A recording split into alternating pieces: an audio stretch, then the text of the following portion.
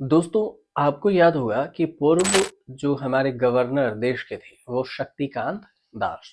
जब शक्तिकांत दास गवर्नर थे तो जब हुआ करते थे तो सरकार में भी खूब चर्चा होती थी। और ऐसा कई बार देखा गया है, कई एग्जाम्पल उदाहरण भी हैं कि नरेंद्र मोदी सरकार को बाबुओं पर ज्यादा भरोसा है। अब आप सोच रहे होंगे कि आखिर ऐसे कैसे कह रहे हैं, तो इसको समझिए। भारतीय रिजर्व बैंक आरबीआई के जो पूर्व गवर्नर शक्तिकांत दास को अब प्रधानमंत्री नरेंद्र मोदी का दूसरा प्रधान सचिव नियुक्त कर दिया गया है। तमिलनाडु कैडर के रिटायर्ड आईएएस अधिकारी रहे हैं शक्तिकांत दास, और उनका कार्यकाल प्रधानमंत्री मोदी के कार्यकाल तक और अगले आदेश तक होगा। गुजरात कैडर के रिटायर्ड आईएएस अधिकारी पी के मिश्रा इस समय प्रधानमंत्री के प्रधान सचिव के रूप में काम कर रहे हैं। और ऐसे में दास को उनके साथ ही जिम्मेदारी सौंपी गई है, मतलब सेक्रेटरी प्रधान टू, दूसरे प्रधान के रूप में काम करेंगे।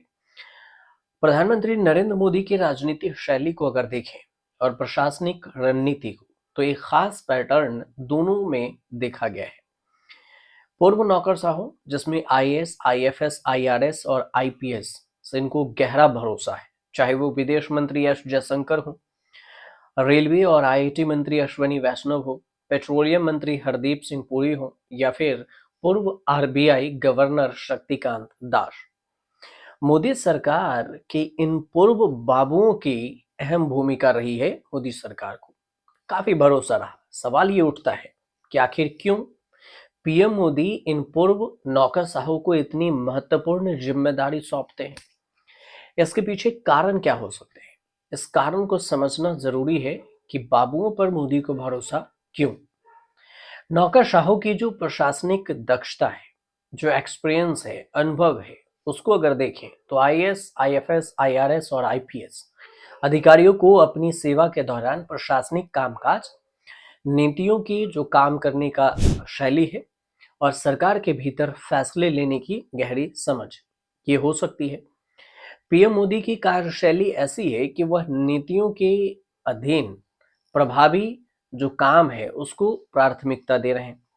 अब ऐसे में जब कोई पूर्व नौकरशाह, जो सरकारी अधिकारी सरकार में मंत्री या फिर अन्य पदों पर होते हैं, तो उस प्रशासनिक पेचीदा दागियों को समझने में ज्यादा वक्त नहीं लगता कि आखिर मामला कहाँ फंसने वाला है। एस एस जयशंकर इसी एक बड़ी मिसाल है इसके। वह विदेश सेवा आईएफएस के वरिष्ठ अधिकारी रहे और भारत की जो कूटनीति है उसमें गहरी पकड़ भी रखते हैं। विदेश मंत्री को लेकर मोदी सरकार के जो आक्रामक और राष्ट्रवादी रुख को जयशंकर ने बहुत ही आगे बढ़ाया, बढ़िया से आगे बढ़ाया। वहीं हरदीप सिंह पुरी का नाम भी इसी फहरिस्त में रह जाता है। 1974 बैच के भारतीय विदेश सेवा अधिकारी पुरी 2009 से 2013 तक संयुक्त राष्ट्र में भारत के अस्थायी प्रतिनिधि के रूप में काम किए। पुरी जनवरी 2014 में भारतीय जनता पार्टी में शामिल हुए और नवंबर 2020 में उत्तर प्रदेश के राज्यसभा में सांसद बने। अब फिर 2019 में उन्हें आवास और शहरी मामलों के अलावा नागरिक उड्डयन राज्य मंत्री स्वतंत्र प्रभार बनाया गया।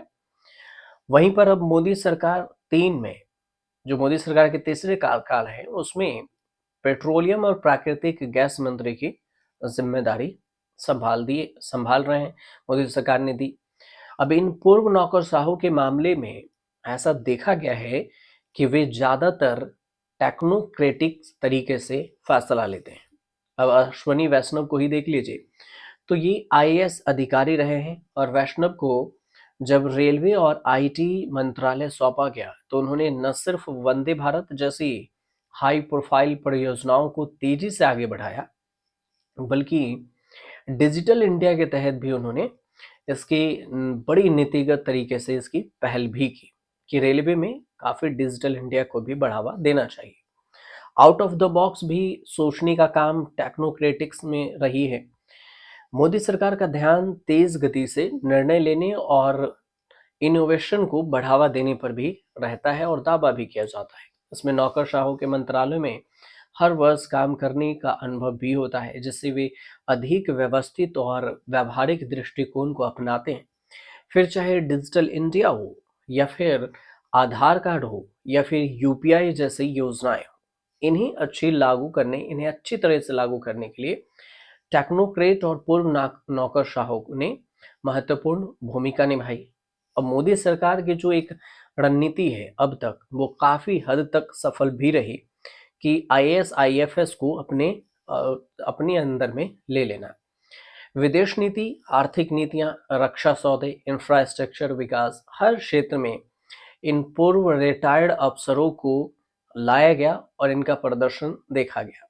वित्त मंत्रालय में मुख्य सचिव भी रह चुके हैं अब शक्तिकांत दास। अब इससे पहले आरबीआई के गवर्नर बनाया गया था इन्हें, और उनके ऊपर में सरकार की आर्थिक नीतियों को सही तरीके से लागू करने की बड़ी जिम्मेदारी भी थी। नोटबंदी और जीएसटी जैसे फैसलों के समय भी वह लोहा मनवा चुके हैं, क्या आसानी से उसे लागू कर दिए। अब देखना ये होगा शक्तिकांत दास को लेकर के पीएम मोदी के दूसरे प्रधान सचिव के रूप में उनकी क्या भूमिका रहती है, मोदी को किस एंगल से आगे नई रणनीति बनाकर हेल्प करते हैं, और जो भारत के लिए इनोवेशन के तौर पर या फिर कोई राजनीतिक पहलू के तौर पर सपोर्ट मिल सके। फिलहाल आपको जानकारी सही लगे तो हमारे चैनल को सब्सक्राइब कीजिए, शेयर कीजिए और कमेंट कीजिए।